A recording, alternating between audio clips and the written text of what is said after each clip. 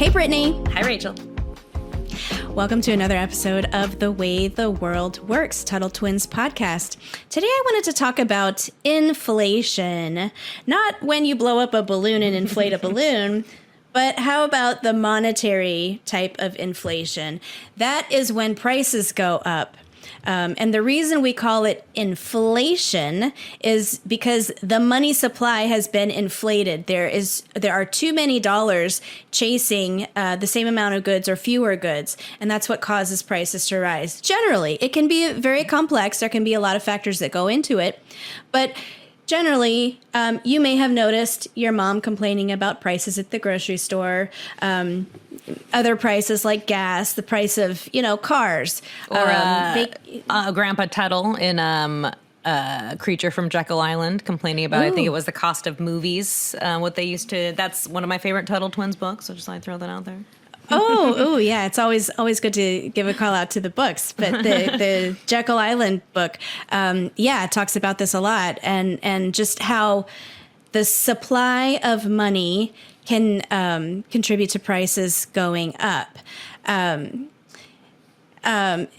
what makes money valuable, we'll just recap this really quick, partially is scarcity. It has to be somewhat scarce because if there's too much of it, then you just, use it to, paper over your walls or throw it in the fire to generate heat. If it's not at least somewhat scarce, then it doesn't have value as a currency. You're not going to get anyone to trade, their cheeseburger for your dollars if it's not scarce. So, partially what creates prices going up is too much money. The money is not worth enough to command those different goods for you to be able to buy things. So a lot of people will think, just on a surface level, well, if price is going up too high, if that's a problem, why doesn't the government just outlaw raising prices? Mm-hmm. Why is that a problem? Why don't they just do that? And adults seriously keep suggesting this over and over and over, like with a straight face, even though if you look at history, we should have learned this lesson many, many times. We can talk about inflation in the 70s, in the Nixon era. Let's talk about gas prices. Gas prices went way up and it was a problem. So they did implement what we call price controls. They made it illegal to charge more than a certain amount for your gas. And what that did was it didn't magically create more gas, but it did create more customers for the gas at this lower price. And so what happened was they ran out of gas and they weren't able to charge more in order to shrink the number of buyers to an equilibrium, to an equal amount. So what we ended up with was lines of cars around the block waiting for the next shipment of gas to come in. So it creates shortages because, see, here's the problem.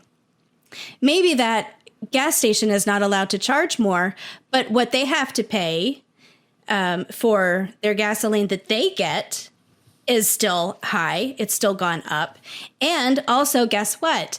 The people that work at the gas station, they are commanding, they're asking for higher wages because they have to pay higher prices. So the gas station has to pay for higher wages. So all of the things that the gas station has to pay for also goes up. So asking them to not raise their prices to still make a profit was, number one, it's not fair. And number two, it doesn't automatically just create enough of the product that they need to sell. They still have to pay those prices. So it creates a big mess. It creates shortages, and then nobody gets anything. So really, the answer to inflation is to be very careful about how much money is created. And some would argue for sound money and say that the government shouldn't be just printing up all of this money. They should be... What do you mean by sound money? Can you explain that for us? Well, a lot of people would define precious metals as Which a is basis for sound. Gold, And silver, silver. right? Yeah. And throughout much of our history, our monetary system relied mostly on silver. And then the dollar was backed by gold up until 71, I believe, when Nixon closed the gold window. But that just means that in the Treasury, there was enough gold to back the currency that was in the economy. And the government couldn't print more money than they had in gold and silver to back it up. So that kept them in check. And that was a good thing. They had to be very careful about what they spent. And then when they took the country off of the gold standard and just started printing up as much as they wanted, guess what? Inflation. Prices go up. The money's not worth as much. And there are some very interesting periods of hyperinflation that I would suggest you look into. You can look into the Weimar Republic in Germany. That was in 20... Right before World War II, 'cause it was the lead up. Yeah. Well, it was right after World War I and leading into... It actually helped Hitler rise to power. The chaos that created in Weimar Germany. I believe it was 1923, and it's spelled Weimer. We have show notes, Republic. so we can put that. Okay. In there. Yeah. I wanted to point out. Oh, sorry. Continue. No. You go ahead. There's so I was trying to make sure I got the episode number right while you were talking. So one of my favorite episodes of DuckTales back in the day, I think they revamped it, but I'm talking about the good stuff from the 80s. There's a cartoon, DuckTales, and I think it's season 3, episode 16. There's an episode called Do Re Mi. And dough meaning like dough, like get some dough, money is what they call it. So one of the crazy inventors invents a gun that duplicates things. You shoot it at like a toy and then you have more toys, but there's a glitch. And every time the toy doubles, after a few minutes, it doubles again and then it doubles again. So they've got like a room full of toys. Well, the bad people called the Bugle Boys or Beagle Boys, they're like the bad guys in the show. They find this and they're like, what if we use this on money? And so they go into Uncle Scrooge's coin thing and they start duplicating his money and they're thinking, this is great, we're so rich. And then it shows the town Duckburg and it's like collapsing under all this money, but everything costs more. So they are not getting rich. They think they're getting rich because they keep using this ray gun on the coins and the coins keep multiplying and multiplying and multiplying. But because there's more money, people keep charging more for their stuff. And so a lot of people love it because it's such a good lesson about economics and inflation. And so it's one of I actually just watched it this summer. I had, my boyfriend and I had a Saturday morning cartoon day where we went over and we had sugar cereals from our childhood, which are terrible for you, by the way. There's so much sugar in them. And we spent an afternoon watching old cartoons from the 80s, and that episode was one of them. So I was like, well, let me teach you about inflation. So that's a really fun way for you guys as families to watch a silly cartoon that has a lot of really good principles in it, because that episode is great. Oh, that's awesome. Yeah, and that demonstrates the concept of purchasing power. So it doesn't matter if everyone's a millionaire. It doesn't really mean that you're rich. It just means that the money is so abundant that it has no value. And there are actually images you can find online of people in Weimar Germany. Yeah, the wheelbarrows of money, and they would bind together stacks of currency, like big bricks of currency, and they would burn it to keep warm because it wasn't worth anything. And one thing that really just struck me is the money would inflate so quickly that people would work their job in the morning and ask their boss to pay them what they earned so that they could go out and buy something tangible, a chair, a candy bar, anything they could get their hands on, because the money was going to be worth even less at the end of the day. And I've read about in the 70s, they wouldn't put prices on things in the grocery store because by the time you picked it up at the back of the store and walked to the front, the price would have changed. So they just didn't put prices on at all. And so you can see how chaotic this can be when we tip into hyperinflation. I didn't intend to talk about hyperinflation, but that's just an extreme form of inflation. And we've been going through some really bad inflation. And just for an example, like 9% inflation is like really bad. It's considered to be like really bad relative to the recent past. The Federal Reserve likes to keep it at around 2%.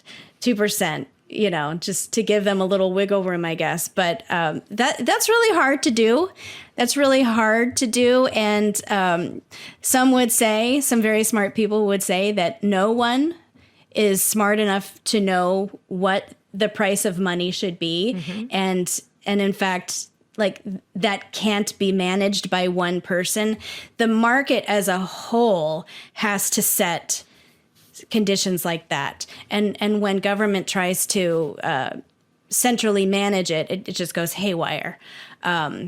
So one really fun thing that I'll just kind of give a homework assignment if families are interested in doing this. I watch a lot of old black and white shows. Like I love Lucy. I love these shows from back in the day. Me too. But I also like shows that are, I guess you'd call it time period pieces, like shows that are about, they're new shows, but they're about times past, like the 50s and the 60s. And I always like period have shows, yeah, period shows. And I always have my this is specifically for shows like past, well, 1913 when the Federal Reserve was created. But I have an inflation calculator app on my phone.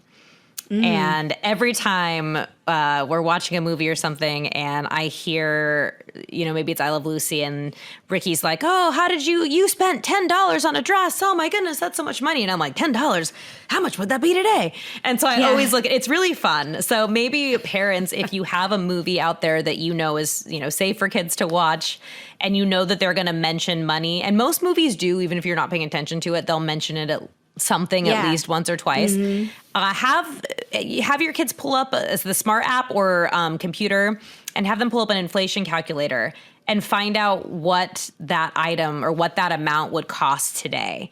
It's really fun and it's crazy. I was watching a show that took place in the 60s the other day, and he was talking about how he makes $300 a week $300 a week or something. I'm like, okay, like that's so little. And I'm looking up and it was like 3,000 or so. I made up those. I don't remember what the exact numbers were, but I'm like, oh my goodness. Like, and that was 1962, which is a long time ago, but it's not hundreds of years ago. So it's crazy how quickly inflation get out of control. So that's a fun little exercise if you want to try that. Okay, I have a corollary to the aside for that exercise. Then also, I'm the precious metals girl, gold and silver. Then calculate the value of gold and silver, what it was back then, and then what gold and silver is now today. So just add that in. Yeah, so. And you know what? Let us know whether it's in Instagram inbox or Facebook inbox. Let us know if you tried this. I'd love to hear from some families and to know what you were most surprised about. One little lesson I do, and this is silly, and when you're in college, you eat really gross food because you're broke. When I was in college, I ate a lot of Kraft mac and cheese, and the fact that I can even get the name brand was big. I remember it was 50 cents. In 2004, a box of mac and cheese was 50 cents. And every time I go to the store now, it's just been tradition for me that like at least once a year I'll go down the aisle and I like to see what it costs now.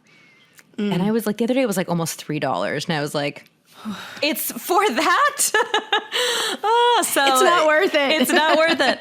But there's these fun little, not fun, I mean, it's a serious situation, but there are these fun little exercises you can do to really put this in perspective. So some homework assignments for you guys. Watch that DuckTales episode. I think it's season 3, episode 16. If not, you can Google DuckTales inflation and it will pull that up for you. It's the old one, not the new one. The new one's rubbish. And then try the inflation calculator, watch something old, see how much things cost, and then find out how much gold and silver cost at that time and what they cost today. And maybe find something in the grocery store, see what it costs. And every time you go back, see how it changed, see how we're doing on inflation. So yeah, really important topic, very applicable, unfortunately, today. So we will wrap it up there. Thank you guys for joining us. And as always, don't forget to like and subscribe and share the podcast with your friends. And until next time, Rachel, we will talk to you later. Till next time.